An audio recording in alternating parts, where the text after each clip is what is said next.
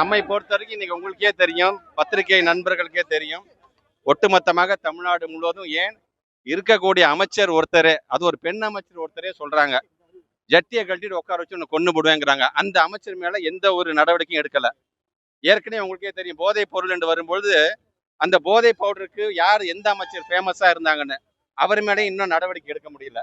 ஆக நம்மளை பொறுத்த வரைக்கும் நம்முடைய இந்த தாவேக்காவை பொறுத்த வரைக்கும் என்ன பண்ணுது, நீட்டுனா வாயை திறக்காது, காவேரி தண்ணியை பத்தி பேசினா வாயை திறக்காது. ஆனா ஏதோ ஒரு விதத்துல ஒரு பொய் வழக்க போட்டு இன்னைக்கு எங்களுடைய எதிர்கட்சி தலைவர், எங்களுடைய எதிர்காலம் உயர் திரு உதயநிதி ஸ்டாலின் அவர்கள், ஏன்னா அவர் நேற்று பேசும்போதே சொல்லிட்டாரு, 5ஆம் தேதி இருக்குல்ல சட்டமன்றம், அப்போ அந்த மேகதாது பிரச்சனை நான் அங்க வச்சுக்கிறேன், நீங்க எங்கிட்ட தப்பிக்க முடியாது என்று நேற்று அவர் சவால் விட்டார். இன்னைக்கு அதுக்கெல்லாம் பயந்துகிட்டு அவருடைய கேள்வி கேட்டா எப்படி நம்ம பதில் சொல்ல போறோம்னு திணறி பயந்து உடனடியாக இன்னைக்கு அவர் கைது செய்திருக்கிறார்கள். ஆக இதை நாங்கள் வன்மையாக கண்டிக்கின்றோம். இது திருச்சி மாவட்டம் மட்டுமல்ல, ஒட்டுமொத்த தமிழ்நாட்டை சார்ந்திருக்கின்றவர்களும் இன்றைக்கு கொந்தளிச்சு போய் தான் இருக்கிறாங்க. ஆக இது போன்ற பொய் வழக்கு போடுறதை நிறுத்திட்டு தயவு செய்து எங்களோட வாக்குவாதத்துக்கு வாங்க. நீங்க இது நாட்டு மக்களுடைய பிரச்சனைக்காகத்தான் நாங்கள் போராடுகிறோமே தவிர திமுகவோட பிரச்சனைக்காக நாங்கள் போராடவில்லை என்பதை நீங்கள் தெரிந்து கொள்ள வேண்டும்.